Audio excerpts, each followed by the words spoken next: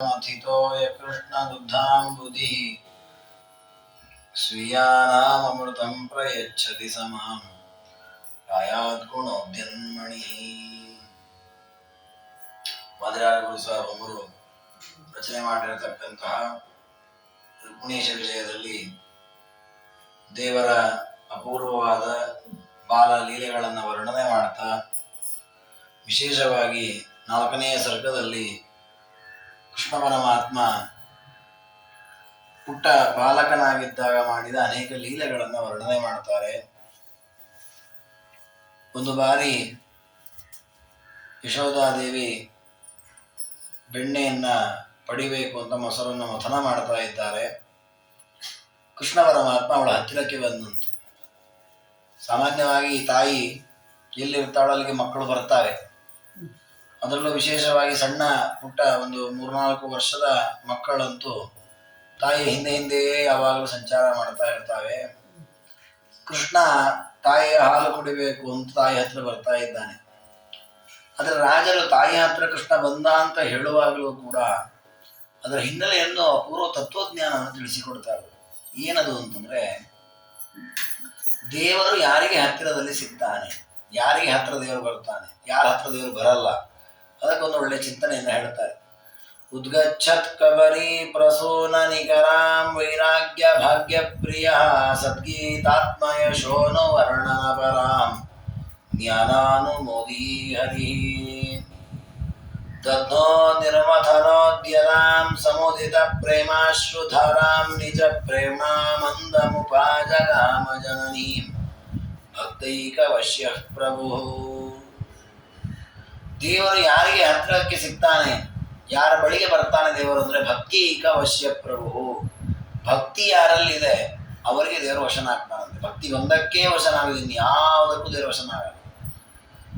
ದೇವರು ವಿಶ್ವರೂಪವನ್ನು ತೋರಿಸಿ ಅರ್ಜುನರಿಗೆ ಹೇಳುತ್ತಾನೆ, ನನ್ನ ಈ ಒಂದು ಅದ್ಭುತವಾದ ರೂಪವನ್ನ ಯಾರಿಗೂ ನೋಡ್ಲಿಕ್ಕೆ ಸಿಗಲ್ಲ.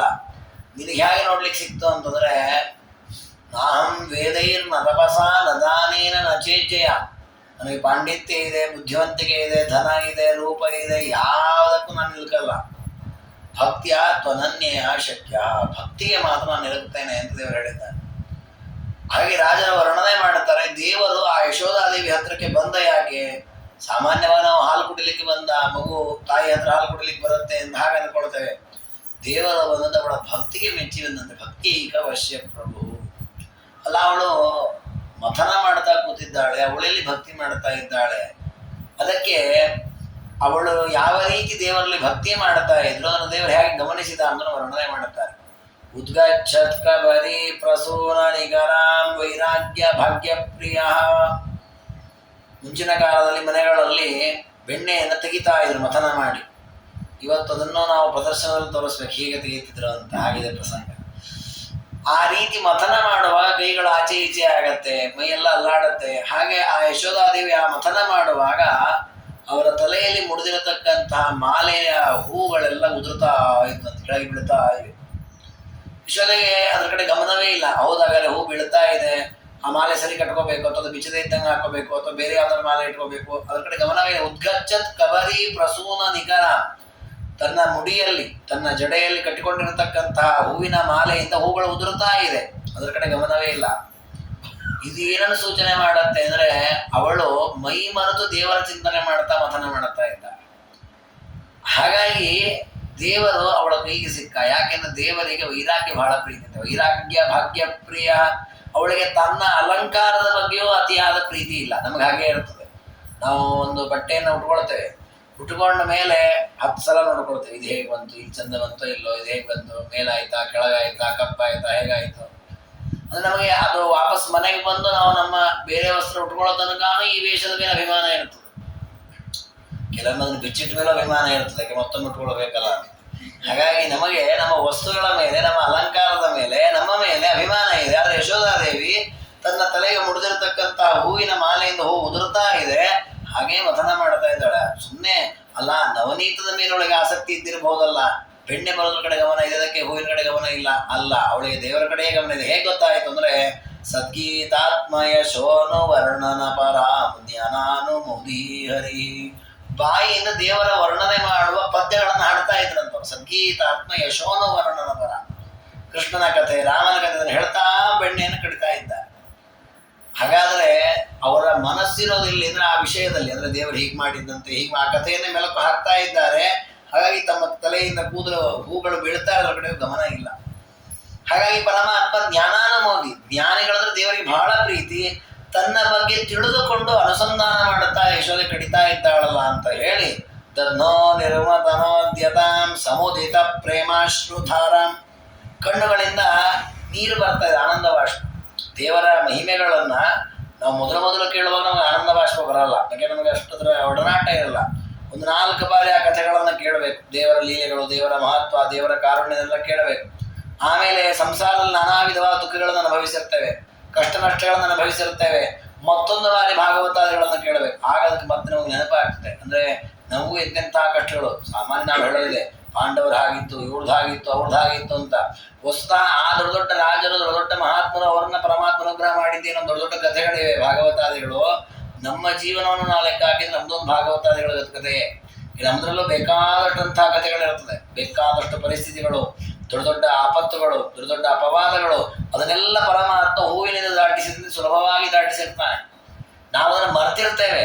ಅದಕ್ಕೆ ಶಾಸ್ತ್ರದಲ್ಲಿ ಮತ್ತೆ ಮತ್ತೆ ಶ್ರವಣಾದಿಗಳನ್ನು ಮಾಡಿ ಅಂತ. ಆಗ ನಮಗದು ಲಿಂಕ್ ಆಗತ್ತೆ. ಹೌದು, ಕರೆಕ್ಟು, ಅವತ್ತು ನನಗೆ ಇಂಥದ್ದೇ ಸ್ಥಿತಿ ಇತ್ತು, ದೇವರು ನನ್ನನ್ನು ಕೈ ಹಿಡಿದು ರಕ್ಷಣೆ ಮಾಡಿದ. ಈ ರೀತಿ ಆ ದೇವರ ಕಥೆಗಳನ್ನು ಮೆಲುಕು ಹಾಕ್ತಾ ಹೋದಂತೆ ಒಳಗೆ ಪರಮಾತ್ಮನಲ್ಲಿ ಭಕ್ತಿ ಜಾಸ್ತಿ ಆಗತ್ತೆ, ಕಂಠ ಬಿಗಿಯತ್ತೆ, ಕಣ್ಣಿನಿಂದ ಆನಂದ ಬಾಷ್ಪ ಬರುತ್ತೆ. ಆ ಸ್ಥಿತಿಯಲ್ಲಿ ಇದ್ದಾರೆ ಯಶೋದೆ. ಸಮೋದಿತ ಪ್ರೇಮಾಶ್ರುಧಾರ, ದೇವರಂದ ಚೆನ್ನಾಗಿ ಭಕ್ತಿಯಿಂದ ಹಾಡ್ತಾ ಇದ್ದಾಳೆ, ಕಣ್ಣಿನಿಂದ ಆನಂದ ಬಾಷ್ಪ ಸುರಿಸ್ತಾ ಇದ್ದಾಳೆ. ಮೈ ಮೇಲೆ ಪ್ರಜ್ಞೆ ಇಲ್ಲದಂದ್ರೆ ಯಾವ ವಿಷಯಗಳಲ್ಲಿಯೂ ಆಸಕ್ತಿ ಇಲ್ಲದೆ ವೈರಾಗ್ಯದಿಂದ ಇದ್ದಾಳೆ. ಅಂತಹೊಳ ಭಕ್ತಿಗೆ ಮೆಚ್ಚದ್ಬಿಟ್ಟು ಇನ್ಯಾರ ಹತ್ರ ಹೋಗ್ಲಿಲ್ಲ ನಾನು ಅಂತೇಳಿ ಆ ಯಶೋದೆ ಹತ್ರವೇ ಬರೋದು. ನಿಜ ಪ್ರೇಮಣ ಮಂದ ಮುಪಾಜರಾಮ ಜನನೀಂ ಭಕ್ತಿ ಅವಶ್ಯ. ವಸ್ತುತಃ ಕೃಷ್ಣ ಮಗು ಅದು ತಾಯಿ ಹತ್ರ ಬಂತು. ಇಷ್ಟು ಹೇಳಲಿಕ್ಕೆ ರಾಜರು ಎಷ್ಟು ಅಪೂರ್ವವಾಗಿ ಚಿಂತನೆ ಕೊಟ್ಟಿದ್ದಾರೆ ಅಂದ್ರೆ, ದೇವರು ನಮ್ಮ ಹತ್ರ ಬರಬೇಕಾದ್ರೆ ನಾವು ಯಾವ ರೀತಿ ಅನುಷ್ಠಾನವನ್ನು ಮಾಡಬೇಕು. ಅಲ್ಲಿ ಒಂದೊಂದು ಅಂಶವೂ ಕೂಡ ಅಪೂರ್ವವಾಗಿದೆ. ನಾವು ವೈರಾಗ್ಯವನ್ನು ಸಂಪಾದಿಸಬೇಕು, ಯಾಕೆ ದೇವರು ವೈರಾಗ್ಯಕ್ಕೆ ಒಲಿತಾನೆ. ನಾವು ಜ್ಞಾನವನ್ನು ಸಂಪಾದಿಸಬೇಕು, ಯಾಕೆ ಜ್ಞಾನ ದೇವರಿಗೆ ಬಹಳ ಪ್ರೀತಿ. ನಾವು ಆ ಜ್ಞಾನವನ್ನು ಸಂಪಾದಿಸಿ ಯಂತ್ರದಂತೆ ಜ್ಞಾನ ಸಂಪಾದಿಸೋದಲ್ಲ, ಅದನ್ನು ಶಾಸ್ತ್ರ ಹೇಳುತ್ತದೆ. ನಾನು ಪುಸ್ತಕ ಓದ್ತೇನೆ, ನಾನು ಒಂದಷ್ಟು ಕಂಠಪಾಠ ಮಾಡ್ತೇನೆ, ಅದರದ್ದು ಒಂದಿಷ್ಟು ವಿಷಯ ತಿಳ್ಕೊಳ್ತೇನೆ, ಅಲ್ಲಿಗೆ ಮುಗಿಲಿಲ್ಲ. ಅದನ್ನು ಅನುಭವಿಸಬೇಕು. ಆಗ ಅವರನ್ನೇ ಭಾವುಕರು ಅಂತ ಕರೀತದೆ ಭಾಗವತಾದಿಗಳು. ವಿವತ ಭಾಗವತಂ ರಸಮಾಲಯಂ ಮುಹುರಹೋ ರಸಿಕಾ ಭುವಿ ಭಾವುಕ. ಭಾವುಕರು ಅಂದ್ರೆ ಏನಂದ್ರೆ ಅದನ್ನು ಅನುಭವಿಸ್ಬೇಕು. ಆ ಪರಮಾತ್ಮನ ಮಹಿಮೆಗಳು ಹೇಗಿವೆ, ಅದರಿಂದ ಎಷ್ಟು ರೀತಿಯಲ್ಲಿ ಭಕ್ತರು ಅನುಗ್ರಹೀತರಾಗಿದ್ದಾರೆ ಅದನ್ನು ಅನುಭವಿಸಬೇಕು. ಆ ರೀತಿ ಯಾರು ಇರ್ತಾರೆ ಅಂಥವ್ರಿಗೆ ಪರಮಾತ್ಮ ಅನುಗ್ರಹವನ್ನು ಮಾಡ್ತಾನೆ. ಅದನ್ನು ಯಶೋದೇವಿ ದೇವರು ತೋರಿಸಿದ್ದಾನೆ. ಈ ರೀತಿ ಯಶೋಧಾದೇವಿ ಹತ್ರ ಬಂದ. ಯಶೋದೇವಿ ಆ ಮಥನ ಮಾಡೋದನ್ನು ನಿಲ್ಲಿಸಿಲ್ಲಂತೆ. ಕೃಷ್ಣ ಬಂದಿದ್ದಾನೆ ಅಂತ ಹೇಳಿ ತನ್ನ ತೊಡೆ ಮೇಲೆ ಕೂಡಿಸ್ಕೊಂಡಿದ್ದಾಳೆ. ಅಂಕಂ ಸಮಾರೋಪ್ಯ ಮುಹುರು ಮೃಜಂತ್. ಕೃಷ್ಣ ಆಟಾಡಿ ಬಂದಿದ್ದ, ಕೈ ಕಾಲುಗಳೆಲ್ಲ ಸ್ವಲ್ಪ ಮಣ್ಣು ಮೆತ್ತಿತ್ತಂತೆ, ಅದನ್ನೆಲ್ಲ ಶುಚಿ ಮಾಡ್ತಾ ಇದ್ದಾಳೆ. ಅವನಿಗೆ ಹಾಲನ್ನೇ ಕುಡಿಸ್ತಾ ಇದ್ದಾಳೆ. ಸ್ತನ ಕ್ಷೀರ ಅಪಾಯಸ. ಸರಿ, ಹಾಲು ಕುಡಿಸ್ತಾ ಇದ್ದು 1-2 ನಿಮಿಷ ಆಯಿತು, 3 ನಿಮಿಷ ಆಯಿತು. ಅಡಿಗೆ ಮನೆಯಲ್ಲಿ ಸ್ವಲ್ಪ ವಾಸನೆ ಬಂದಂಗಾಯಿತು. ಅವಳು ಹಾಲನ್ನು ಒಲೆ ಮೇಲೆ ಇಟ್ಟಿದ್ದು, ಅದು ಬಿಸಿಯಾಗಿ ಹಾಲು ಉಕ್ಕುವ ಪ್ರಸಂಗ ಬಂದ್ಬಿಡ್ತು. ಬಿಡಿದ ತಕ್ಷಣ ಅಯ್ಯೋ ಹಾಲು ಉಕ್ಬಿಡತ್ತೆ ಅಂತ ಹೇಳಿ ಆ ಕೃಷ್ಣನನ್ನು ಕೆಳಗೆ ಇಳಿಸಿಲ್ಲಂತೆ. ಹರಿರಪಿ ಸಮಹಾರ್ಯಾಂ ಹಾನಿ ಮಸ್ತಿ ಪ್ರಧಾತುಂ ವ್ಯಭಜತ ದಿವಾಂಡಂ ಕ್ಷಿಪ್ತ ಪಾಷಾಣ ಕಂಡ ದಹನ ಬೇಗ ಉತ್ಸವತ್ ಕ್ಷೀರಲೋಭಾತ್. ಅವಳಿಗೆ ಏನಿದೆ ಯಶೋಧಾದೇವಿಗೆ ಅಂದ್ರೆ, ಇನ್ನೊಂದು ಸ್ವಲ್ಪ ಹೊತ್ತು ಲೇಟ್ ಆಗಿ ಹೋಗ್ಬಿಟ್ರೆ ಆ ಹಾಲು ಉಕ್ಕು ಬಂದು ಕೆಳಗೆ ಚೆಲ್ಲತ್ತೆ, ಹಾಲು ವೇಸ್ಟ್ ಆಗತ್ತೆ. ವೇಸ್ಟ್ ಆಗಬಾರ್ದು ಅಂತ ಹೇಳಿ ಕೃಷ್ಣನನ್ನ ಬಿಡಿಸಿ ಕೆಳಗೆ ಕೂಡಿಸಿ ನಾನು ಹಾಲು ಇಡಿಸ್ಲಿಕ್ಕೆ ಹೋದ್ನು. ಕೃಷ್ಣ ನೋಡಿದ, ನನಗಿಂತಲೂ ಹಾಲಿನ ಮೇಲೆ ಭಕ್ತಿ ಭಾಳ ಆಗ್ಬಿಡ್ತು. ಇಷ್ಟೊತ್ತು ನನ್ನ ಮೇಲೆ ಭಕ್ತಿ ಇತ್ತು, ನಿನ್ನ ಹತ್ರ ಬಂದೆ, ನೀನು ಅದಕ್ಕೆ ನಾನು ಕೂಡಿಸ್ಕೊಂಡು ಹಾಲು ಕುಡಿಸ್ತಾ ಇದ್ದಿ. ಈ ಮರುಕ್ಷಣದಲ್ಲಿ ನನಗಿಂತ ಭಕ್ತಿ ಹಾಲ ಮೇಲೆ ಹೋಗ್ಬಿಟ್ಟಿದೆ, ನಿನಗೆ ಮಾಡ್ತೀನಿ ತಡಿ ಅಂತ ಹೇಳಿ ಅಲ್ಲಿ ಹತ್ತಿರದಲ್ಲಿ ಒಂದು ಕಲ್ಲು ತಗೊಂಬಂದಂತೆ. ಆ ಮೇಲೆ ಮಡಿಕೆಯಲ್ಲಿ ಹಾಲು ಮೊಸರೆಲ್ಲ ಕಟ್ಟಿದ್ರಲ್ಲ, ಅದಕ್ಕೆ ಒಂದೊಂದಕ್ಕೆ ಕಲ್ಲು ಹೊಡಿತಾ ಹೊತ್ತು ಎಲ್ಲ ಮನೇಲಿ ಚೆಲ್ಲಿಕ್ಕೆ ಶುರುವಾಯಿತು. ವ್ಯವಹಾರದ ದಧಿವಾಂಡಂ ಕ್ಷಿಪ್ತ ಪಾಷಾಣ ಕಂಡ. ಪಾಷಾಣ ಅಂದ್ರೆ ಕಲ್ಲಿನ ತುಂಡುಗಳನ್ನು ಬಿಸಾಡಿ ಎಲ್ಲ ಬೆಳೆಸಿಸ್ಬಾರ್ದು. ಅಲ್ಲಲ್ಲಿ ಹಾಲು ಬಿತ್ತು, ಮೊಸರು ಬಿತ್ತು, ಎಲ್ಲ ಮನೇಲಿ ಬೀಳ್ಲಿಕ್ಕೆ ಶುರುವಾಯಿತು. ಬೀಳ್ಲಿಕ್ಕೆ ಶುರುವಾಗ್ಬಿಟ್ಟು ವಾಪಸ್ ಹಾಕೊಂಡ್ಬಿಡ್ತಾರೆ ಪಾತ್ರೆಗೆ ಅಂತ ಹೇಳಿ ಪರಮಾತ್ಮ ಬೆಕ್ಕು ಕೋತಿಗಳಿಗೆ ತಿನ್ಲಿಕ್ಕೆ ಹೇಳಿದಂತೆ. ದದೋ ಬಿಡಾಲಾಯ ಜನನ್ಯ ದೃಷ್ಟ ತದಾ ಸ್ವನೀತಂ ನವನೀತ ಜಾತಂ ಕ್ಷಿಣೋತಿ ನೂನಂ ಧನಲೋಭ ಭಾಜಾಂ ಧನಾನ್ಯನರ್ಹತ್ಸ್ವತಿ ದಿಶ್ಯ ದೇವ. ಅವುಗಳು ಮಲ್ಲೆ ಪ್ರಾಣಿಗಳು ಯಾವಾಗ ಕೃಷ್ಣನೇ ಕರೆದ ಅವಕಾಶ ಕೊಟ್ಟ ಪಟ ಪಟ ಪಟ ತಿಂದುಬಿಟ್ಟು. ಯಶೋದೆ ಬಂದು ಒಂದು ಕ್ಷಣದಲ್ಲಿ ನೋಡ್ತಾಳೆ, ಧ್ವಂಸ ಆಗಿದೆ ಮನೆ. ಒಂದು ಹಾಲು ಒಂದು ಇಳಿಸಿ ಬರ್ಲಿಕ್ಕೆ ಒಂದು ಪಾತ್ರೆ ಹಾಲು ಉಳಿಸ್ಕೊಳ್ಳಿಕ್ಕೆ ಹೋದ್ರೆ 8 ಪಾತ್ರೆ ಹಾಲು ಮೊಸರು ವೇಸ್ಟ್ ಆಗಿಬಿಟ್ಟಿದೆ. ಸಿಟ್ಟು ಬಂತು, ಕೃಷ್ಣ ನೀನು ಹೊಡಿತೀನಿ, ಎಲ್ಲಿದ್ದಾನೆ ನೋಡೋಣ. ಓಡ್ತಾ ಇದ್ದಾನೆ, ಕೃಷ್ಣ ಸಿಗ್ಲೇ ಇಲ್ಲ. ಅದೃಶ್ಯ ಅದೃಷ್ಟ ಸ್ವನೀತಂ ನವನೀತ ಜಾತ. ಇದು ಕಥೆಯ ವಿಷಯ ಹಾಗೆ ನಿರೂಪಣೆ ಮಾಡಿದ್ದಾರೆ ರಾಜರು. ಜೊತೆಗೆ ಮತ್ತೊಂದು ತತ್ವ ಹೇಳ್ತಾರೆ ಇಲ್ಲಿ. ಏನು ಅಂದ್ರೆ, ಸರಿ ಕೃಷ್ಣ ಪರಮಾತ್ಮ ತನ್ನನ್ನು ಬಿಟ್ಟು ಹೋಗಿದ್ದಾಳೆ ತಾಯಿ, ಅದಕ್ಕೆ ಅವಳಿಗೆ ಬುದ್ಧಿ ಕಲಿಸ್ಬೇಕು ಅಂತ ಹಾಲು ಮೊಸರೆಲ್ಲ ಒಡೆದ, ಬೆಣ್ಣೆಲ್ಲ ಚಲೋ ಹಾಕಿ ಮಾಡಿದ. ಸರಿ, ಅದನ್ನ ಪ್ರಾಣಿಗಳಿಗೆಲ್ಲ ಯಾಕೆ ಕೊಡ್ಬೇಕಿತ್ತು? ವಾಪಸ್ ಅವ್ರ ಪಾಪ ಅವಳು ಬಂದು ಬಳಕೊಳತಿದ್ಲ, ಇರೋ ಮಾಡ್ಕೋತಿದ್ಲು ಪಾಪ ಅವಳು. ಯಾಕೆ ಹಾಗೆ ಮಾಡಿದ ಅಂದ್ರೆ, ದೇವರೊಂದು ಉಪದೇಶ ಕೊಟ್ಟನಂತ ತಾಯಿಗೆ. ಏನು ಅಂದ್ರೆ, ನನಗಿಂತ ಹೆಚ್ಚು ಧನಾದಿಗಳಲ್ಲಿ ಯಾರಿಗೆ ಆಸಕ್ತಿ ಇರ್ತದೆ, ಲೋಭ ಮಾಡ್ತಾರೆ, ಅಂಥವರ ಧನಾದಿಗಳನ್ನ ಅವರಿಗೂ ಸಿಗದಂತೆ ನಾನು ಬಿಸಾಡ್ತೇನೆ ನನ್ನ ಅಂತ. ಅದನ್ನೇ ಹೇಳ್ತಾರೆ, ಧನಲೋಭ ಭಾಜಾಂ ಧನಾನ್ಯನರ್ಹತ್ಸ್ವತಿ ದಿಶ್ಯ ದೇವ. ಧನ, ಬಂಗಾರ, ದುಡ್ಡು ಇವೆಲ್ಲ ಏನು ಅಂದ್ರೆ ಅವಕ್ಕೆ 3 ಅವಸ್ಥೆಗಳು. ಒಂದು, ಅದನ್ನ ದಾನ ಮಾಡ್ಬೇಕು. ಬಂಗಾರವಾಗ್ಲಿ ದುಡ್ಡಾಗ್ಲಿ ನಮ್ಮ ಹತ್ರ ಇರತಕ್ಕ ವಿಷಯ ಪದಾರ್ಥಗಳನ್ನ ಅವನ್ನ ದಾನ ಮಾಡ್ಬೇಕು.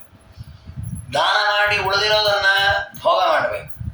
ನಾವು ದಾನವೂ ಮಾಡಲ್ಲ ಭೋಗವೂ ಮಾಡಲ್ಲ ಅಂದ್ರೆ ಅದು ನಾಶವೇ ಆಗತ್ತೆ. ಅದೇ ಲೋಭ. ನಮ್ಮಲ್ಲಿ ಕೆಲವೊಮ್ಮೆ ಹಾಗೆ ಇರುತ್ತೆ ನಮ್ಮ ಪ್ರವೃತ್ತಿ.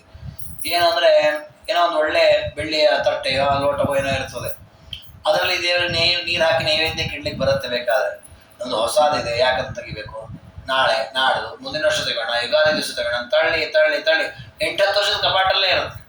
ಕಡೆಗೆ ಒಂದು ದಿವಸ ತೆಗಿಯೋತ್ತಿಗೆ ತೂತಾಗ್ಬಿಟ್ಟಿರುತ್ತೆ, ನೀರಿಟ್ಟು ನೀರು ಹರಿದೋಗ್ಬಿಡುತ್ತೆ.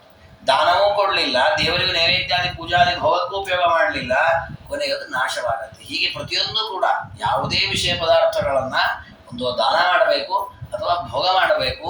ಅದರ ಭೋಗ ಎಷ್ಟು ಬೇಕಷ್ಟೇ, ಇನ್ನು ಅದೆರಡೂ ಮಾಡಲಿಲ್ಲ ಅಂದ್ರೆ ನಾಶವಾಗತ್ತೆ ಅಂತ ಸ್ಥಿತಿ. ಹಾಗೆ ಪರಮಾತ್ಮನು ಕೂಡ ಯಾರು ದಾನವನ್ನ ಮಾಡಲ್ಲ, ದೇವರಿಗಿಂತ ಹೆಚ್ಚು ಆ ವಿಷಯ ಪದಾರ್ಥಗಳಲ್ಲಿ ಆಸಕ್ತನಾಗ್ತಾನೆ, ಅಂಥವರ ಆ ಸಂಪತ್ತನ್ನ ಪರಮಾತ್ಮ ಕಸ್ಕೊಳ್ತಾನೆ, ಅದನ್ನು ಅಯೋಗ್ಯರಿಗೆ ಸಿಗುವಂತೆ ಮಾಡುತ್ತಾನೆ. ಅದನ್ನು ತಿಳಿಸ್ಲಿಕ್ಕೋಸ್ಕರವಾಗಿ, ಯಾಕೆ ದೇವರನ್ನ ಬಿಟ್ಟು ಆ ಹಾಲಿನ ಕಡೆ ಗಮನ ಹರಿಸಿದ್ಲು. ಅದಕ್ಕೆ ದೇವರನ್ನ ಒಂದು ಹಬ್ಬಬ್ಬಾನೊಂದು ಅರ್ಧ ಲೋಟ ಹಾಲು ಚೆಲ್ತಿತ್ತದು ಉಕ್ಕಿದಿದ್ರೆ, ಅಷ್ಟರಲ್ಲಿ ನೀನು ಲೋಭ ಮಾಡಿದಲ್ಲ ನೋಡ್ದೆ, 4-5 ಮಡಿಕೆ ಹಾಲಿಲ್ಲ ಅಂತ ಮಾಡ್ತಾನೆ ಅಂತ ಪರಮಾತ್ಮ. ಹಾಗಾಗಿ ನಾವು ಯಾವತ್ತೂ ಕೂಡ ದೇವರ ಪೂಜಾ, ದೇವರ ಆರಾಧನೆ, ದೇವರಿಗೋಸ್ಕರ ಕರ್ತವ್ಯಗಳನ್ನು ನಿರ್ವಹಿಸುವಾಗ ಲೋಭಾದಿಗಳಿಗೆ ಒಳಗಾಗಬಾರದು ಅನ್ನುವ ಸಂದೇಶವನ್ನು ಕೊಡ್ತಾರೆ. ಅದಾದ ಮೇಲೆ ಪರಮಾತ್ಮನ ಅಟ್ಟಿಸಿಕೊಂಡು ಹೋಗ್ತಾರೆ ಯಶೋಧ. ಎಲ್ಲಿದ್ದಾನೆ ಹುಡುಕೆ ಬಿಡ್ತೀನಿ, ಆ ಕೃಷ್ಣನಿಗೆ ಒಂದು ಪೆಟ್ಟು ಕೊಡಬೇಕು ಅಂತ. ಪರಾಯಾತ್ರಾರ್ಜಿತ ಪುಣ್ಯಪಾತ್ರಿ. ಕೃಷ್ಣನ ಹಿಂದೆ ಹಿಂದೆ ಓಡ್ತಾ ಇದ್ದಾಳೆ ಇವಳು ಕೂಡ. ಅದಕ್ಕೆ ರಾಜರಂತಾರೆ, ಅವಳು ಮೊದಲು ಕೃಷ್ಣನ ಹುಡುಕ್ಬೇಕು ಅಂತ ಪ್ರಯತ್ನ ಪಟ್ಟರೆ ಕೃಷ್ಣ ಸಿಕ್ಕಿಲ್ಲ, ಆಮೇಲೆ ಸಿಗ್ತಾನೆ ಕೃಷ್ಣ. ಯಾಕೆ ಅಂದ್ರೆ, ಮೊದಲು ಅವಳಿಗೆ ಆ ಹಾಲಿನ ಮೇಲೆ ಆಸಕ್ತಿ ಇತ್ತಲ್ಲ, ಕೃಷ್ಣನ ಕಡೆ ಗಮನ ಕಡಿಮೆ ಆಗಿತ್ತು, ಹಾಗೆ ಭಕ್ತಿ ಕಡಿಮೆ ಆಗಿತ್ತು. ಈಗ ಕೃಷ್ಣನ ಅಟ್ಟಿಸಿಕೊಂಡು ಹೊರಟ್ಲು. ಕೃಷ್ಣನ ಹಿಂದೆ ಹಿಂದೆ ಓಡಿ ಓಡಿ ಓಡಿ ಓಡಿ ಅವಳ ತೀರ್ಥಯಾತ್ರೆ ಮಾಡಿದಂಗೆ ಆಗಿಬಿಟ್ಟಿದಂತೆ. ಪರಾನು ಯಾತ್ರಾರ್ಜಿತ ಪುಣ್ಯ ಪಾತ್ರೆ. ಯಾಕೆಂದ್ರೆ ನಾವು ಮನೆಯಲ್ಲಿ ಅಡ್ಡಾಡಿದ್ರೆ ದೇವರ ಮನೆ ಅಡ್ಡಾಡಿದಂಗಾಗ್ಲಿ, ಕ್ಷೇತ್ರ ಯಾತ್ರೆ ಮಾಡಿದಂಗಾಗ್ಲಿ ಅಂತ ಅನುಸಂಧಾನ ಮಾಡಬೇಕು ಅಂತ ಪುರಾಣ ಶಾಸ್ತ್ರ ಹೇಳುತ್ತೆ. ಕೃಷ್ಣನನ್ನೇ ಅನುಸರಿಸಿ ಹೋಗ್ತಾ ಇರೋದು, ಕೃಷ್ಣನ ಹಿಂದೆ ಹೋಗ್ತಾ ಇರೋದು, ಅದಕ್ಕಿಂತ ಇನ್ಯಾವ ತೀರ್ಥಯಾತ್ರೆ ಬೇಕು. ಹಾಗೆ ಆ ಕೃಷ್ಣನ ಹಿಂದೆ ಓಡಿ ಓಡಿ ಓಡಿ ಪುಣ್ಯವನ್ನು ಸಂಪಾದಿಸಿದ್ಲು. ಅಭೀಷಯದ್ ವಿಶ್ವಸೃಜಾಂ ವರಿಷ್ಠಂ. ಅಷ್ಟೊತ್ತಿಗೆ ಕೃಷ್ಣ ಸಿಕ್ನಂತೆ. ಹಾಗೆ ಪುಣ್ಯ ಸಂಪಾದಿಸ್ತಾ ಇದ್ದಾಳೆ ನಮ್ಮಮ್ಮ ಅಂತ ಹೇಳಿ ಅವಳ ಕೈಗೆ ಸಿಕ್ಕ. ಸಿಕ್ಕುಳವನ್ನ ಕೈ ಹಿಡ್ಕೊಂಡು ಕೋಲ್ ಹಿಡ್ಕೊಂಡು ಜೋರು ಮಾಡಿದ್ಲಂತೆ. ಅಭೀಷಯದ್ ವಿಶ್ವಸೃಜಾಂ ವರಿಷ್ಠಂ ಗೃಹೀತ ದಂಡ ಕಿಲ ನಂದರಾಜ್ಞಿ. ರಾಜರಂತಾರೆ, ಕೋಲ್ ತಗೊಂಡ ಕೃಷ್ಣನ ಜೋರು ಮಾಡ್ತಾ ಇದ್ದಾಳೆ. ಅವನು ಯಾರು ಅಂದ್ರೆ, ಯದೀಯ ನಾಮಸ್ಮರತಾಂ ಜನ, ನಾವು ಯಾರ ನಾಮಸ್ಮರಣೆಯಿಂದ ಭಯವೇ ಹೋಗ್ಬಿಡತ್ತೋ ಅವನಿಗೆ ಭಯ ಹುಟ್ಟಿಸ್ಬೇಕು ಅಂತ ಪ್ರಯತ್ನ ಪಟ್ಲು. ಪಾಪ ಎಂತ ಮುಗ್ಧ ಸ್ತ್ರೀಯವಳು. ಈ ದಂಡ ಅಲ್ಲ, ಎಷ್ಟು ದಂಡ ತಂದ್ರು ಎಲ್ಲ ದಂಡವೇ. ಯಾಕಂದ್ರೆ ದೇವರನ್ನು ಯಾರು ಭಯ ಪಡಿಸ್ಲಿಕ್ಕೆ ಆಗಲ್ಲ. ಅಂತ ಅಭಯ ರೂಪ ಪರಮಾತ್ಮನದ್ದು. ಅಂತಹ ಪರಮಾತ್ಮನ ಜೋರು ಮಾಡಿದ್ಲು. ಮನೆಯೆಲ್ಲ ಈಗ ರಂಪ ಮಾಡ್ತಾ ಇದ್ದೀನಿ, ನಿನಗೆ ಕಟ್ಟಿ ಹಾಕ್ತೇನೆ ಅಂತ ಜೋರು ಮಾಡಿದ್ಲಂತೆ. ಅದಕ್ಕೆ ರಾಜರಂತಾರೆ, ಅವನನ್ನು ಕಟ್ಟಿ ಹಾಕ್ಲಿಕ್ಕಾಗತ್ತ? ಅಜಾಂಡ ಕೋಟ್ಯಾಶ್ರಯ ರೋಮಕೂಪಂ ತಮಾತ್ತ ಕೋಪ ಕಿಲ ನಂದಗೋಪಿ ಯೇಷ ಬದ್ಧಂ ನಹಿ ರೋಷರುದ್ಧಂ ಮನೋಮಿನೋತ್ಯಪ್ಯಮರ ಅನುಭಾವಂ. ಪರಮಾತ್ಮನ ಒಂದು ರೋಮದಲ್ಲಿ 100 ಬ್ರಹ್ಮಾಂಡಗಳಿವೆ. ಬ್ರಹ್ಮಾಂಡ ಅಂದ್ರೆ ಸಣ್ಣದಲ್ಲ, ಎಷ್ಟೋ ಕೋಟಿ ಯೋಜನೆ ಇದೆ ಅದು. ಅಷ್ಟು ದೊಡ್ಡದಾದ ಬ್ರಹ್ಮಾಂಡ ಪರಮಾತ್ಮನ ಒಂದು ರೋಮಕೂಪದಲ್ಲಿ ಒಂದು ಬ್ರಹ್ಮಾಂಡ ಅಲ್ಲ, ಇಂಥದ್ದು 100 ಬ್ರಹ್ಮಾಂಡಗಳಿವೆ. ಹಾಗಾದ್ರೆ ಆ ಪರಮಾತ್ಮ ಎಷ್ಟು ದೊಡ್ಡ ರೂಪ. ಅವನನ್ನು ಕಟ್ಟಿ ಹಾಕ್ಲಿಕ್ಕೆ ಆಗತ್ತೆ. ಸುಮ್ಮನೆ ಅವ್ನಿಗೆ ಚಿಂತನೆ ಕೊಟ್ಟದ್ದು ಶಾಸ್ತ್ರ ಅಷ್ಟೇ ಅಲ್ಲ, ಅವನಿಗೆ ಸೀಮೆ ಇಲ್ಲದಷ್ಟು ಬೆಳೆದಿದ್ದಾನೆ ಪರಮಾತ್ಮ. ಅಂತಹ ಪರಮಾತ್ಮನ ಕಟ್ಟಿ ಹಾಕ್ಬೇಕು ಅಂತ ವಿಚಾರ ಮಾಡಿದ್ಲಲ್ಲ ಇವಳು. ಅದಕ್ಕೆ ರಾಜನಂತಾರೆ, ಕೆಲವೊಮ್ಮೆ ದೇವತೆಗಳ ಸ್ವಭಾವ, ದೇವತೆಗಳ ಅನುಗ್ರಹ, ದೇವತೆಗಳ ಅವತಾರರಾದರೂ ಕೂಡ ಮನಸ್ಸು ಕೆಲವೊಮ್ಮೆ ತಪ್ಪಾದ ತಿಳುವಳಿಕೆಯನ್ನು ಹೊಂದದಂತೆ. ಅಂದ್ರೆ ನಮಗೆ ಮಾತ್ರ ಅಜ್ಞಾನ ಬರುತ್ತೆ ಅಂತ ಇಲ್ಲ, ಕೆಲವೊಮ್ಮೆ ಕರ್ಮದ ಫಲವಾಗಿ ದೊಡ್ಡ ದೊಡ್ಡ ಸ್ಥಾನದಲ್ಲಿರೋರಿಗೂ ಅಜ್ಞಾನ ಬರ್ಲಿಕ್ಕೆ ಅವಕಾಶವಿದೆ. ಹಾಗೆ ಯಶೋಧೆಗೆ ಅಜ್ಞಾನ ಬಂತು, ಕೃಷ್ಣನ ಕಟ್ಟಿ ಹಾಕಿಬಿಡ್ಲಿಕ್ಕೆ ಆಗತ್ತೆ ಅಂತ. ತಪ್ಪದು, ಅವನನ್ನು ಯಾರೂ ಕಟ್ಟಲಿಕ್ಕೆ ಆಗಲ್ಲ. ಅಂತ ಒಂದು ಅದ್ಭುತವಾದ ವ್ಯಕ್ತಿತ್ವ. ಅದು ಸಿಟ್ಟು ಬಂದ್ಬಿಟ್ಟಿದೆ ಅವಳಿಗೆ. ಮನೆಯಲ್ಲೆಲ್ಲ ಎಲ್ಲ ಕಡೆ ಹಾಲು ಮೊಸರು ಚೆಲ್ಲಿದ್ದಾನೆ ಅಂತ ಹೇಳಿ ಕಟ್ಟಲೇಬೇಕು ಅಂತೇಳಿ ಕೃಷ್ಣನ ಕರ್ಕೊಂಬಂದು ಒಂದು ಹೊರಳಕಲ್ಲಿ ನಿಲ್ಲಿಸಿ ಹಗ್ಗ ಹತ್ಕೊಂಡು ಕಟ್ಲಿಕ್ಕೆ ಶುರು ಮಾಡಿ. ಶಶಾಕ ಬದ್ಧು ಮಮತು ಪ್ರತರ್ಕ, ಎಷ್ಟು ಕಟ್ಟಬೇಕು ಅಂತ ಪ್ರಯತ್ನ ಮಾಡ್ತಾಳೆ, ಹಗ್ಗ ಕಟ್ಲಿಕ್ಕೆ ಆಗ್ತಾನೆ ಇಲ್ಲ. ಯಾಕೆಂದ್ರೆ ಅದು ಸ್ವಲ್ಪ ಸಂಕೋಚವೇ ಆಯ್ತಂತೆ. ಬಂಧಂ ಋಣತ್ನಿಸ್ಮತದಾತ್ತದಾಮ ಸಂದರ್ಶಯನ್ ಸ್ವಾತ್ಮನಿ ಕಿಂಚಿದು. ಎಷ್ಟು ಬಾರಿ ಹಗ್ಗವನ್ನು ಅದಕ್ಕೊಂದು ಗಂಟೆ ಹಾಕೊಂಡು ಅದಕ್ಕೆ ಇನ್ನೊಂದು ಹಗ್ಗ ತುಂಡು ಸೇರಿಸಿದ್ಲು, ಮತ್ತೆ ಕಟ್ಟಬೇಕು ಅಂತ ಹೋಗ್ತಾಳೆ, ಒಂದೆರಡು ಅಂಗುಲ ಕಡಿಮೆ ಆಗತ್ತೆ. ಮತ್ತೊಂದು ಇನ್ನೊಂದು ಹಗ್ಗ ತಗೊಂಡು ಹೊಡ್ಕೊಂಬಂದ್ಲು, ಅದನ್ನ ಅದಕ್ಕೆ ಸೇರಿಸ್ಕೊಂಡ್ಲು, ಮತ್ತೆ ಕಟ್ಟೋಣ ಅಂತ ಅವನಿಗೆ ಸುತ್ತುವರಿ ಹೊತ್ತಿ ಮತ್ತೊಂದು ಸಣ್ಣದಾಗ್ತಾ ಇದೆ. ಯಾಕಾಗಾಯ್ತು ಅಂದ್ರೆ ದೇವರು ಸಾಶಾಂ ಮೋಹ್ ಸ್ವಪ್ರಸುವಂ ವಿಧಾತುಂ ಈಶಪ್ತಮಪ್ಯಾತ್ಮಗತಂ ಮುಕುಂದ. ದೇವರು ಪ್ರತಿ ಸಲ ಅವಳ ಆ ಹಗ್ಗವನ್ನು ಜೋಡಿಸಿ ಕಟ್ಟುವ ಪ್ರಯತ್ನ ಮಾಡುವಾಗಲೂ ಎರಡೆರಡು ಅಂಗುಲ ಕಡಿಮೆ ಮಾಡುತ್ತಾ ಇದ್ದಂತೆ. ಯಾಕೆ ಅಂದ್ರೆ ಅವಳಲ್ಲಿ ಎರಡು ತಪ್ಪು ತಿಳುವಳಿಕೆ ಇತ್ತಂತೆ. ಒಂದು, ನಾನು ಸ್ವತಂತ್ರ, ನೀನು ಬೇಕಾದ್ರೂ ಮಾಡ್ತೀನಿ ಅನ್ನೋದು ಒಂದು ತಪ್ಪು ತಿಳುವಳಿಕೆ. ಇನ್ನೊಂದು, ಕೃಷ್ಣನ ಮನೆ ಪದಾರ್ಥ ಹಾಳು ಮಾಡಿದ್ದಲ್ಲ ಅಂತ ಆ ಪದಾರ್ಥಗಳ ಮೇಲಿನ ಪ್ರೀತಿ. ಆ ಎರಡನ್ನು ತೆಗೆದುಹಾಕಬೇಕು ಅಂತ ಹೇಳಿ ಪರಮಾತ್ಮ ಎರಡೆರಡು ಅಂಗುಲ ಕಡಿಮೆ ಮಾಡ್ತಾ ಇದ್ದ. ಕೊನೆಗೆ ಅವಳಿಗೆ ಅನಿಸ್ತು, ಕೃಷ್ಣ ನೀನನ್ನು ಕಟ್ಟಿ ಹಾಕ್ಬೇಕು ಅಂತ ನಾನು ಪ್ರಯತ್ನ ಮಾಡ್ತಾ ಇದ್ದೇನಪ್ಪ, ನೀನು ಕಟ್ಟಿ ಹಾಕಿ ನನ್ನ ಕೈಯಿಂದ ಆಗಲ್ಲ. ಯಾಕೆ ಅಂದ್ರೆ ಸುತೋವನಮೇಯಂ ಹರಿರೇವ ಸಾಕ್ಷಾತ್, ನೀನು ನನ್ನ ಮಗ ಅಲ್ಲಪ್ಪ, ಸಾಕ್ಷಾತ್ ನಾರಾಯಣನೇ ಅಂತನಲ್ಲಂತೆ. ಆರಾಮ ಕಟ್ಟಿಸ್ಕೊಂಡ್ಬಿಟ್ಟಂತೆ. ಅಲ್ಲಿವರೆಗೂ ಕಟ್ಲಿಕ್ಕೆ ಆಗದೆ ಇರೋ ಅದೇ ಹಗ್ಗಗಳಿಂದಲೇ ಪರಮಾತ್ಮ ಕಟ್ಟಿ ಹಾಕಿಸ್ಕೊಂಡ್ಬಿಟ್ಟ.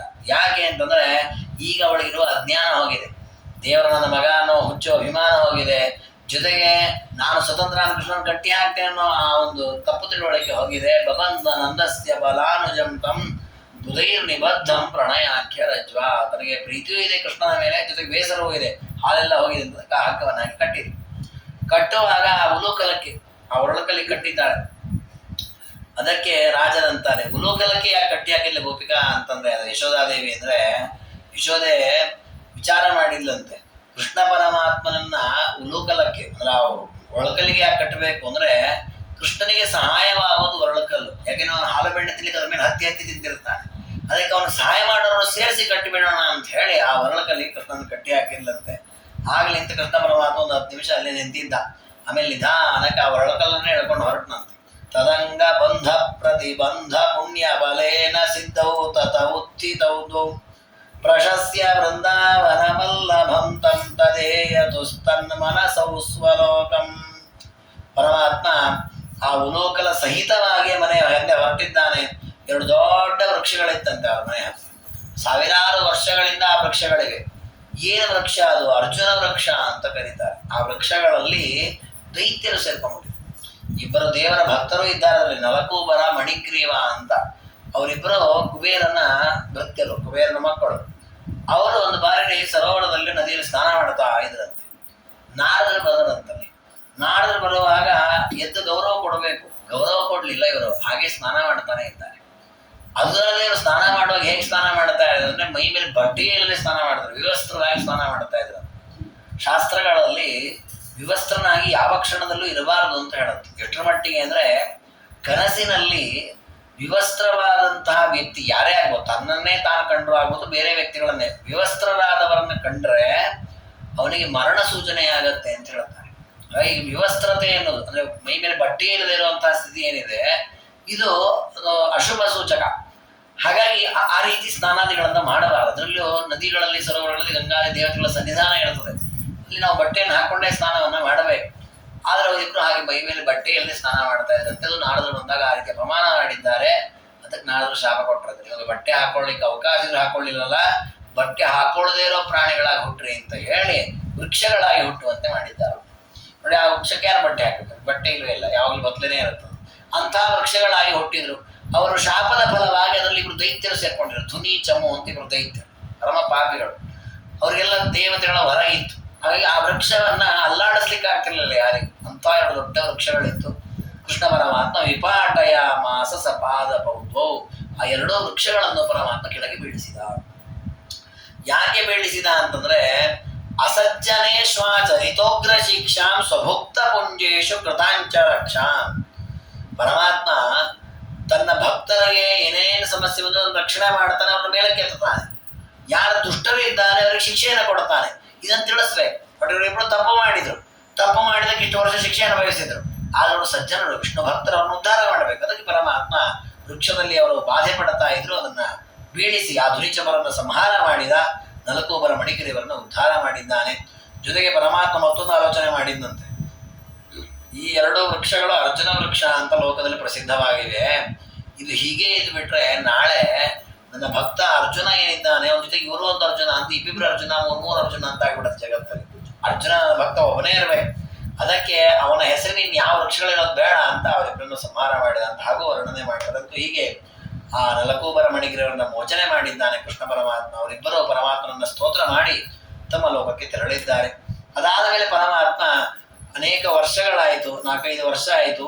ಇನ್ನು ವೃಂದಾವನಕ್ಕೆ ಹೋಗೋಣ ಅಂತ ಆಲೋಚನೆ ಮಾಡಿದ್ರು. ಗೋಕುಲದಲ್ಲಿ ಇರೋದು ಸಾಕು, ವೃಂದಾವನಕ್ಕೆ ಹೋಗೋಣ. ಯಾಕೆ ಅಂತಂದ್ರೆ ದೇವರು ಒಂದು ಒಳ್ಳೆ ನಿರೂಪಣೆ ಮಾಡುತ್ತಾನೆ. ಬೃಹದ್ವನೆ ಸ್ವಸ್ತಿ ಸನ್ನಿಧಾನ ಮಹಾಪುರಿ ಸಾಮ್ಯಮುಪೀಯಶೀತ್ವಂ ವನಪ್ರಿಯೋಸೋ ಚಕಮೇ ರಮೇಶೋ ಮನೋಜ್ಞ ವೃಂದಾವನ ಏವ ವಾಸಂ. ಗೋಕುಲ ಮೊದಲು ದೊಡ್ಡದಾದ ಕಾಡೇ ಆಗಿತ್ತಂತೆ. ಆದ್ರೆ ಕೃಷ್ಣ ಪರಮಾತ್ಮನ ಅವತಾರ ಆದ್ಮೇಲೆ ದಿನೇ ದಿನೇ ದಿನೇ ದಿನೇ ದಿನೇ ಮಥುರಾಪಟ್ಟಣ ಖತ್ರವಾಗ್ತಾ ಅದು ಒಂದು ಹಳ್ಳಿ ಅನ್ನೋದನ್ನೇ ಮರೆತು ಬಿಡ್ಬೇಕು. ಆ ರೀತಿ ದೊಡ್ಡದಾಗಿ ಬೆಳಿಲಿಕ್ಕೆ ಶುರು ಆಯ್ತಂತೆ. ಆ ಊರು ಅಲ್ಲಲ್ಲಿರೋ ಗಿಡ ಮರಗಳನ್ನು ಕಡಿಲಿಕ್ಕೆ ಶುರು ಮಾಡಿದ್ರು, ಜಾಸ್ತಿ ಸಂಖ್ಯೆಯಲ್ಲಿ ಕಡಿದ್ರು. ಅಲ್ಲಲ್ಲಿ ದೊಡ್ಡ ದಟ್ಟವಾದ ಅರಣ್ಯಗಳೇ ಇಲ್ಲ ಅಂತ ಆಯ್ತು. ಹಾಗಾಗಿ ಮಹಾಪುರಿ ಸಾಮ್ಯಂ, ದೊಡ್ಡ ದೊಡ್ಡ ಪಟ್ಟಣದಂತೆ ಆಗ್ತಾ ಇದೆ. ಇಂಥಲ್ಲಿ ವಾಸ ಮಾಡೋದು ಚೆನ್ನಾಗಿರಲ್ಲ ಅಂತ ಹೇಳಿ, ಯಾಕೆಂದ್ರೆ ದೇವರ ವನಪ್ರಿಯ, ಅವನ ಕಾಡಿನಲ್ಲಿರೋ ಭಕ್ತರ ಮೇಲೆ ಬಹಳ ಪ್ರೀತಿ ಅವನಿಗೆ, ಅಂದ್ರೆ ಏಕಾಂತ ಪ್ರಿಯ. ಅದಕ್ಕೋಸ್ಕರವಾಗಿ ಮನೋಜ್ಞ ವೃಂದಾವನ ಏವ ವಾಸ, ವೃಂದಾವನದಲ್ಲಿ ವಾಸ ಮಾಡೋಣ ಅಂತ ಆಲೋಚನೆ ಮಾಡಿದ. ಇದರ ಜೊತೆಗೆ ಮತ್ತೊಂದು ದೇವರ ಆಲೋಚನೆ ಮಾಡಿದ್ದಂತೆ. ಏನು ಅಂದ್ರೆ, ನಾನು ಗೋಕುಲದಲ್ಲೇ ಇದ್ರೆ ಇನ್ನು ಬಹಳಷ್ಟು ದೈತ್ಯರು ಬರೋದಿಲ್ಲ ಇಲ್ಲಿಗೆ. ಯಾಕೆ ಅಂದ್ರೆ ಇಲ್ಲಿ ಅನೇಕ ಜನ ಋಷಿಗಳು ತಪಸ್ವಿಗಳಿದ್ದಾರೆ. ಕೆಲವರಿಗೆ ಏನು ಅನಿಸಿಬಿಟ್ಟಿದೆ ಅಂದ್ರೆ ಪೂತನ, ಶಗಟಾಸುರ, ತೃಣಾವರ್ತಿಯವರೆಲ್ಲ ಸತ್ತು ಹೋಗಿದ್ದಾರೆ. ಕಂಸಾದಿಗಳ ತಲೆಯಲ್ಲಿ ಏನಾಗಿದೆ ಅಂದ್ರೆ ಗೋಕುಲದಲ್ಲಿ ಮಹಾ ಋಷಿಗಳಿದ್ದಾರೆ, ಹಾಗಾಗಿ ನಾವು ಯಾರನ್ನ ದೈತ್ಯರನ್ನು ಕಳಿಸಿರೋ ಅವ್ರು ಸತ್ತು ಹೋಗ್ತಾರೆ, ಅಲ್ಲಿ ಕಳಿಸೋದೇ ಬೇಡ, ನಾಳೆ ಅವ್ರು ಕಳಿಸಲ್ಲ. ಹಾಗಾದ್ರೆ ಆ ದೈತ್ಯರೆಲ್ಲ ಹಾಗೆ ಬಾಕಿಯಾಗಿ ಬಿಡ್ತಾರೆ, ಅವ್ರನ್ನ ಕೊಲ್ಬೇಕಲ್ಲ. ಅದಕ್ಕೆ ನಾನು ಈ ಜಾಗ ಬಿಟ್ಟು ಬೇರೆ ಜಾಗಕ್ಕೆ ಹೋಗೋಣ, ಆಗ ಅಲ್ಲಿ ಬರ್ತಾರೆ ಅವರು ಅಂತ ಆಲೋಚನೆ ಮಾಡಿ ಪರಮಾತ್ಮ ವೃಂದಾವನ ಕಡೆಗೆ ಹೊರಟಿದ್ದಾನೆ. ಅದಕ್ಕೆ ತಾನು ತನ್ನ ಎಲ್ಲ ತಂದೆ ತಾಯಿ ಎಲ್ಲರಿಗೂ ಹೇಳಿದ, ಯಶೋದೆಗೆ, ನಂದಗೋಪ ಎಲ್ಲರಿಗೂ, ಇಲ್ಲಿ ಸಾಕು, ವೃಂದಾವನಕ್ಕೆ ಹೋಗೋಣ. ಇಲ್ಲಿ ಗೋವುಗಳಿಗೆ ತಿನ್ಲಿಕ್ಕೆ ಮೇವೆಲ್ಲ ಸಿಗ್ತಾ ಇಲ್ಲ, ಗಿಡ ಮರಗಳು ಕಡಿಮೆ ಆಗಿದೆ, ಅದಕ್ಕೆ ನಾವು ವೃಂದಾವನಕ್ಕೆ ಹೋಗೋಣ. ದೊಡ್ಡದಾದಂತಹ ಮರ ಗಿಡ ಎಲ್ಲ ಚೆನ್ನಾಗಿದೆ, ಮೇವು ಇದೆ, ಅಲ್ಲಿ ಹೋಗೋಣ ಅಂತಂದ. ಇದನ್ನ ಭಾಗವತವೂ ಹೇಳುತ್ತೆ, ಆಚಾರ್ಯ ಆತ್ಮೀಯದಲ್ಲೂ ಹೇಳಿದ್ದಾರೆ, ರಾಜರಲ್ಲಿ ವರ್ಣನೆ ಮಾಡ್ತಾರೆ. ಇದು ಒಂದು ನಮಗೆ ಪಾಠ. ಏನು ಅಂದ್ರೆ, ನಾವು ಸಾಧ್ಯವಾದಷ್ಟು ಗಿಡ ಮರಗಳನ್ನೆಲ್ಲ ರಕ್ಷಣೆ ಮಾಡಬೇಕು, ಬೆಳೆಸ್ಬೇಕು. ಪ್ರಕೃತಿಯನ್ನ ಹಾಳು ಮಾಡಬಾರ್ದು. ಪ್ರಕೃತಿ ಅಂದ್ರೆ ದೇವರು ಕೊಟ್ಟಂತಹ ಪ್ರಪಂಚ. ಅದು ನಮ್ಮ ದೇಹವೂ ಆಗ್ಬೋದು, ಈ ಭೂಮಿಯೂ ಆಗ್ಬೋದು. ದೇಹವು ದೇವರು ನಮ್ಗೆ ಕೊಟ್ಟಿದ್ದಾನಲ್ಲ, ಅದನ್ನ ಹಾಗೆ ಉಳಿಸ್ಕೊಳ್ಬೇಕು. ನಾವು ಅದನ್ನ ವಿಕಾರ ಮಾಡಬಾರ್ದು. ನಮ್ಮಲ್ಲಿ ನಾವು ನಮ್ಮ ದೇಹವನ್ನೇ ನಾವೇ ಆಡ್ಕೊಳ್ತೇವೆ. ಕೆಲವೊಮ್ಮೆ ಅಯ್ಯೋ ದಪ್ಪ ಇದ್ದೇನೆ, ಅಯ್ಯೋ ತೆಳಗಿದ್ದೇನೆ, ಅಯ್ಯೋ ಕಪ್ಪಿದ್ದೇನೆ ಅಂತ ಮತ್ತೊಬ್ಬರು ಅನ್ನೋದು ಇದ್ದೇ ಇರುತ್ತೆ. ನಾವು ನಮ್ಮ ಬಗ್ಗೆ ಹತಾಶೆ ಮಾಡಿಕೊಂಡು, ನಿಂದನೆ ಮಾಡಿಕೊಂಡು, ಕುಗ್ಗಿ, ಅದಕ್ಕೋಸ್ಕರ ನಾನಾ ವಿಧವಾದ ಏನೇನೋ ಅದಕ್ಕೆ ಮೈ ಮೇಲೆಲ್ಲ ಅಲಂಕಾರ ಮಾಡ್ಕೊಳ್ಳೋದು, ಏನೇನೋ ಮಾಡ್ಕೊಳ್ತೇವೆ. ಹಾಗೆ ಮಾಡ್ಕೊಳ್ಬಾರ್ದು. ಯಾಕೆಂದ್ರೆ ದೇಹವನ್ನು ದೇವರು ಕೊಟ್ಟದ್ದು, ಅದು ದೇವರು ಕೊಟ್ಟ ಒಂದು ರಥ, ಅದನ್ನು ಚೆನ್ನಾಗಿ ಹಾಗೆ ಉಳಿಸ್ಕೊಳ್ಬೇಕು, ಅದನ್ನು ಹಾಳು ಮಾಡಬಾರ್ದು, ಇನ್ನಷ್ಟು ಚೆನ್ನಾಗಿ ಆಗುವಂತೆ ಮಾಡ್ಕೋಬೇಕು. ಅದೇ ರೀತಿ ದೇವರು ಕೊಟ್ಟ ಭೂಮಿ ಇದು. ಈ ಭೂಮಿಯು ಕೂಡ ನಾವು ನಮಗೆ ಬೇಕು ಹಾಗೆ ಕಿತ್ತಾಡ್ಲಿಕ್ಕಿಲ್ಲ, ಅವಕಾಶ ಇಲ್ಲ. ದೇವರು ಕೊಟ್ಟದ್ರಲ್ಲಿ ನಾವು ಒಂಥರ ಬಾಡಿಗೆ ಮನೆಯಲ್ಲಿ ಇದ್ದಾಗ, ಬಾಡಿಗೆ ಮನೆಯಲ್ಲಿ ಇದ್ದಾಗ ನಾವು ಅಲ್ಲೇನೋ ಹೆಚ್ಚು ಕಡಿಮೆ ಮಾಡ್ಲಿಕ್ಕಿಲ್ಲ. ಅವ್ರು ಎಷ್ಟು ನಮಗೆ ಹೇಳಿದ್ರೆ ಅಷ್ಟೇ ಸೀಮೆಯಲ್ಲಿ ನಾವು ಕೆಲಸ ಮಾಡ್ಕೊಂಡು ಹೋಗ್ಬೇಕು. ಹಾಗೆ ಈ ಒಂದು ಭೂಮಿಯಲ್ಲಿ ನಾವು ಬದುಕಿರುವಾಗ ದೇವರು ಕೊಟ್ಟ ನೀರು, ದೇವರು ಕೊಟ್ಟ ಗಾಳಿ, ದೇವರು ಕೊಟ್ಟ ವೃಕ್ಷ, ದೇವರು ಕೊಟ್ಟಂತಹ ಬೆಳೆ ಪದಾರ್ಥಗಳು, ಅದು ಯಾವುದು ಕೂಡ ಹೊಲಸಾಗಬಾರ್ದು, ಅಂದ್ರೆ ಅದು ಮಲಿನವಾಗಬಾರ್ದು, ಹಾಳಾಗಬಾರ್ದು, ಚೆನ್ನಾಗಿರ್ಬೇಕು. ಆ ರೀತಿ ನಾವು ಅದನ್ನ ರಕ್ಷಣೆ ಮಾಡ್ಕೊಳ್ಬೇಕು. ಪ್ರಾಣಿಗಳಿರ್ಬೋದು, ಪಶುಗಳಿರ್ಬೋದು. ಅಂದ್ರೆ ದೇವರು ಜಗತ್ತಿಗೆ ಅನೇಕ ಸಂದೇಶಗಳನ್ನ ಕೊಟ್ಟಿದ್ದಾನೆ. ಭಾಗವತಾದಿಗಳನ್ನೆಲ್ಲಲ್ಲಿ ಹೇಳುತ್ತೆ. ಆ ವೃಂದಾವನದ ಅನೇಕ ಪ್ರಾಂತಗಳನ್ನ ವರ್ಣನೆ ಮಾಡಿದಿರ್ಬೋದು, ವೃಕ್ಷ ಗಿಡ ಬಳ್ಳಿಗಳ ವರ್ಣನೆ ಇರ್ಬೋದು. ಇದೆಲ್ಲ ಸಂದೇಶ ಏನು ಅಂದ್ರೆ, ಜಗತ್ತಿನಲ್ಲಿ ಯಾವುದನ್ನು ಹಾನಿ ಮಾಡಬೇಡಿ, ಎಲ್ಲ ಪದಾರ್ಥಗಳನ್ನು ರಕ್ಷಣೆ ಮಾಡಿ. ಇವತ್ತು ನಾವು ವನವನ್ನ ನಾಶ ಮಾಡಿದ್ರಿಂದ ಎಷ್ಟು ಕಷ್ಟ ಅನುಭವಿಸ್ತಾ ಇದ್ದೇವೆ ಅಂತೆಲ್ಲ ವಿಜ್ಞಾನಿಗಳ ಸಂಶೋಧನೆ ಮಾಡಿ ಹೇಳ್ತಾರೆ. ಗಿಡ ಮರಗಳು ಕಡಿಮೆ ಆಗಿದೆ, ಗಾಳಿ ಎಲ್ಲ ಶುದ್ಧ ಇಲ್ಲ, ಹಾಳಾಗಿದೆ, ಹಾಗೆ ನೂರಾರು ವಿಷಯಗಳು ಬರುತ್ತೆ. ಅದೆಲ್ಲದಕ್ಕೆ ಮೂಲಭೂತವಾಗಿ ಪ್ರಾಚೀನರು ಅವತ್ತೇ ಹೇಳಿದ್ದಾರೆ, ಗಿಡ ಮರಗಳ ರಕ್ಷಣೆಯನ್ನು ಮಾಡಿ ಅದನ್ನು ಹಾಳು ಮಾಡಬೇಡಿ, ಶುದ್ಧವಾಗಿ ಉಳಿಸ್ಕೊಳ್ಳಿ ಅಂತ. ಆ ದೃಷ್ಟಿಯಲ್ಲಿ ಇಲ್ಲೂ ಕೂಡ ಕೃಷ್ಣ ಪರಮಾತ್ಮ ಅದೇ ಉದ್ದೇಶ ಇಟ್ಟುಕೊಂಡು ತಾನು ವೃಂದಾವನಕ್ಕೆ ಪ್ರಯಾಣವನ್ನು ಮಾಡಬೇಕು ಅಂತ ಹೇಳ್ತಾನೆ. ಅದು ಯಾರೂ ಒಪ್ಪಲ್ಲ. ಯಾಕೆ ಅವರಿಗೆಲ್ಲ ಏನಾಗ್ಬಿಟ್ರತ್ತೆ, ಇಲ್ಲಿ ಚೆನ್ನಾಗಿದ್ದೇವೆ ಮತ್ತೆ ಯಾಕೆ ಇನ್ನೊಂದು ಕಡೆ ಹೋಗ್ಬೇಕು, ಆರಾಮಾಗಿದೆ. ಅದು ನಮಗೂ ಹಾಗೆ ನೋಡಿ, 1-2 ದಿವಸಕ್ಕೆ ಇನ್ನೊಂದು ಕಡೆ ಹೋಗಿರ್ತೀವಿ ಊರಿಗೆ, ಅಲ್ಲಿ ಹೋದ್ಕೊಳ್ಳಿ ಅಲ್ಲಿರೋ ಸಮಸ್ಯೆಗೆ 1 ವಾರ ಅಲ್ಲೇ ಇರೋದು ಅಂತ ಆಗತ್ತೆ. ಕಡೆ 7ನೇ ದಿವಸ ಹೊರಡ್ಬೇಕು ನಮ್ಮ ತಲೆಯಲ್ಲಿ ಇನ್ನೊಂದು 4 ದಿವಸ ಚೆನ್ನಾಗಿತ್ತಲ್ಲ ಅಂತ ಅನ್ಸುತ್ತೆ. ಮೊದಲಿಗೆ 2 ದಿವಸಕ್ಕೆ ಅಂತ ಹೋಗಿದ್ದು, ಏನೋ ಅನಿವಾರ್ಯ ಆಯ್ತು, ಒಂದು 4 ದಿವಸ ಜಾಸ್ತಿ ಇದ್ವಿ, ಇದು ಕೂಡ ಮತ್ತೆ ಆಯ್ತು ಮುಗೀತು ಅಂತ ಹೊರಟ್ಬಿಡಲ್ಲ, ಇನ್ನೊಂದು 2 ದಿವಸದಿಂದ ಚೆನ್ನಾಗಿತ್ತು. ಇದು ಮೊದಲ ಹಂತ. ಹಾಗೆ 1 ವರ್ಷ 2 ವರ್ಷ ಇದ್ಬಿಟ್ರಂತೂ ಆಗತ್ತೆ, ಬಂದು ಹೋಗ್ತಾ ಇರೋಣ, ಇಲ್ಲೊಂದು ಮನೆ ಇರ್ಲಿ ಅಲ್ಲೊಂದು ಮನೆ ಇರ್ಲಿ, ಅದು ಅಭಿಮಾನ ಬರ್ತಾ ಹೋಗತ್ತೆ. ಅಂತದವರು 1-8 ವರ್ಷದಿಂದ ಅಲ್ಲೇ ಇದ್ದಾರೆ ಗೋಕುಲದಲ್ಲಿ. ಹಾಗೆ ಅವರಿಗೆ ಚೆನ್ನಾಗಿದೆ, ಇವ್ರು ಬಿಟ್ಟು ಹೋಗೋದೇ ಬೇಡ ಅಂತ ಅನಿಸ್ಬಿಡುತ್ತೆ. ಕೃಷ್ಣದೇವರಂತ ಹಾಗಾದ್ರೆ ಇವರು ನನ್ನ ಮಾತು ಕೇಳ್ತಾ ಇಲ್ಲ, ನನ್ನ ಮಾತು ಕೇಳಲೇಬೇಕು, ಹಾಗೆ ನಾನು ವ್ಯವಸ್ಥೆ ಮಾಡ್ತೀನಿ ಅಂತ ಹೇಳಿ ತನ್ನ ದೇಹದಿಂದ ತೋಳಗಳನ್ನು ಸೃಷ್ಟಿ ಮಾಡಿದ್ದಾನೆ. ಸ್ವಪ್ರಿಯ ಸಾಧ್ವಸಾಯ ಪ್ರಕಾಂಡ ಅನೇಕ ಅಂಶ ಸಸರ್ಜರೋಮ್ನ, ತನ್ನದೇ ದೇಹದ ರೋಮದಿಂದ ಅಂದ್ರೆ ತನ್ನ ಕೂದಲುಗಳಿಂದ ತೋಳಗಳನ್ನು ಸೃಷ್ಟಿ ಮಾಡಿದೆ. 1000 ತೋಳಗಳು ಇದ್ದಕ್ಕಿದ್ದಾಗಿ ಗೋಕುಲಗಳು ಎಲ್ಲ ಒಂದು. ತೋಳ ಅತ್ಯಂತ ಕ್ರೂರ ಪ್ರಾಣಿ, ಅದು ಹಿಂಸಾ ಪ್ರಾಣಿ. ಅದು ತಾನು ರಕ್ತ ಮಾಂಸ ಕುಡಿಯೋ ತಿನ್ನೋದಕ್ಕಿಂತಾನು ಕಿತ್ತಿ ದೇಹವನ್ನು ನಾಶ ಮಾಡುತ್ತೆ. ಅಂತಹ ಕ್ರೂರ ಪ್ರಾಣಿ, ಸಿಂಹ ಹುಲಿಗಳಂತೆ ಭಾರಿ ಕ್ರೂರ ಪ್ರಾಣಿ. ಅಂತಹ ತೋಳ 1-2 ಬಂದ್ರೆ ಓಡಿಸ್ತಿದ್ರು ಈ ಗೋಪಾಲಕರು. ಗೋಕುಲದ ತುಂಬ ಎಲ್ಲ ಕಡೆ ಅದರದ್ದೇ ಹಾವಳಿ. ಎಲ್ಲಿ ಹೋದ್ರೆ ನಮ್ಮನೆ ತೋಳ ಬಂದಿತ್ರಿ, ಓಡಿಸೋದು ಸಾಕಾಗೋಯ್ತು, ಎಲ್ಲರದೇ ಕಂಪ್ಲೇಂಟ್ ಹೇಳೋದು. ಹಾಗೆಲ್ಲ ಸುತ್ತಮುತ್ತ ಸೇರಿ ಮಾತಾಡ್ಕೊಂಡ್ರಂತೆ, ಈ ಊರು ಚೆನ್ನಾಗಿಲ್ಲ, ಬಿಟ್ಟು ಹೋಗ್ಬಿಡೋಣ ಅಂತ. ಕೃಷ್ಣದೇವ ಸುಮ್ಮನೆ ಇದ್ದಂತೆ, ಇಲ್ಲೇ ಇರೋಣೇನ್ರಪ್ಪ ಅಂತ ಕೇಳಿದ್ದಂತೆ. ಬೇಡ ಕೃಷ್ಣ, ಹೋಗೋಣ ಅಂತ ಹೇಳಿ ನೇವಂತ ವನ್ನಾಮನವೇವಗಂತಂ ಸಹಿತ ಮಾಲೋಚ್ಯ ವಿಭುಸ್ವಗೀಯಾನ್.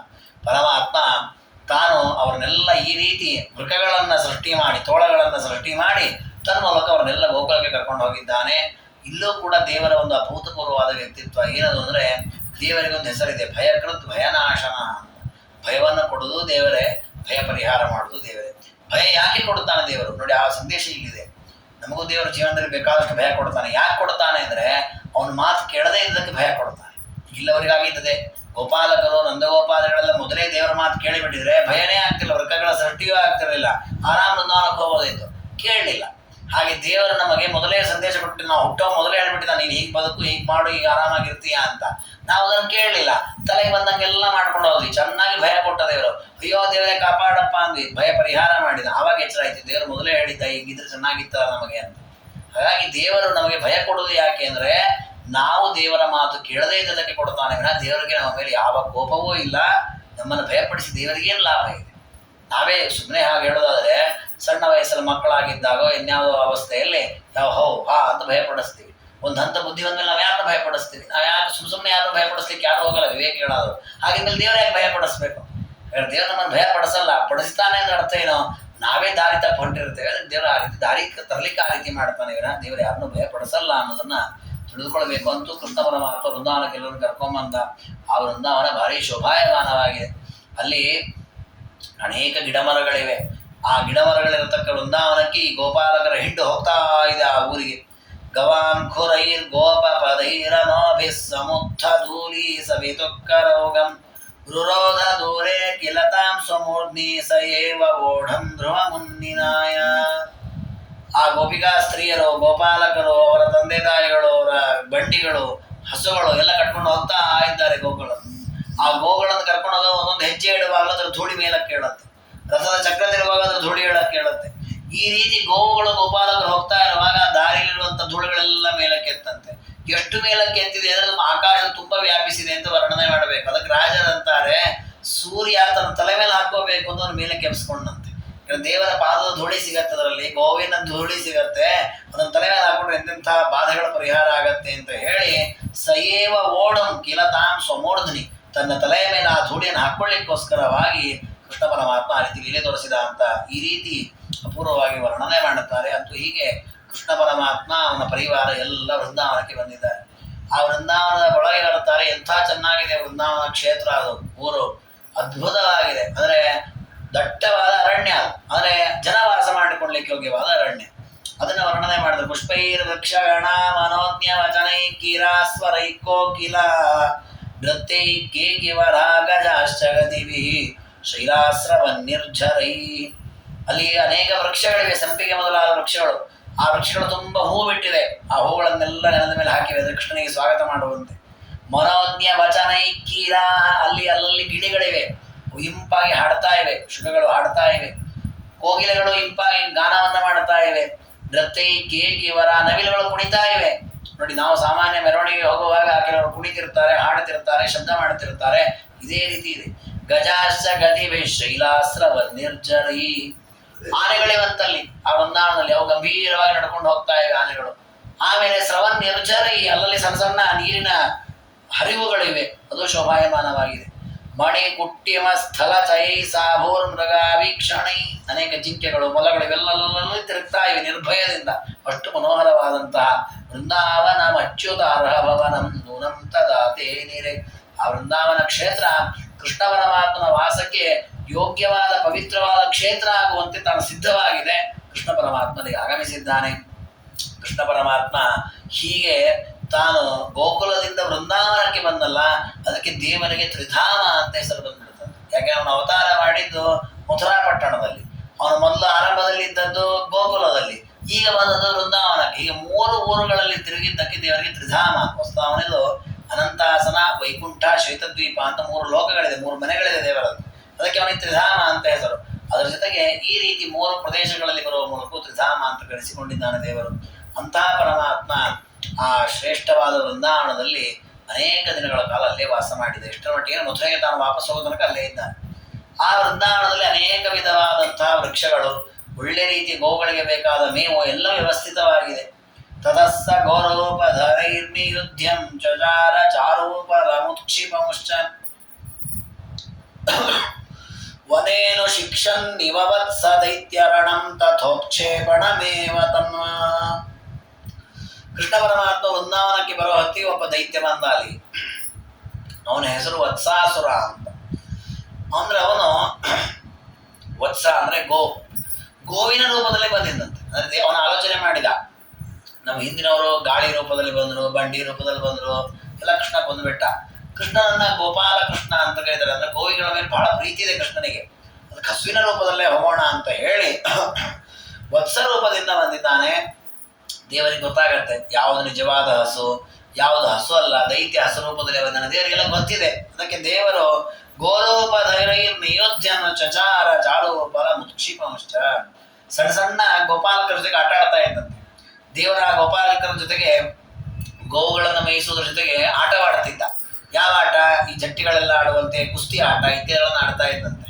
ಆ ಟೈಮಲ್ಲೂ ಹಾಗೆ ಆಡ್ತಾ ಆಡ್ತಾ ಆಡ್ತಾ ಇದ್ದಕ್ಕಿದ್ದಾಗ ಊರಿಗೆ ಬಂದು ಆ ಸಣ್ಣ ಮರಿ ಗೋವುಗಳನ್ನು ತಗೊಂಡು ಎತ್ತಿ ಮೇಲಕ್ಕೆ ಹಾಕಿದ್ದಂತೆ.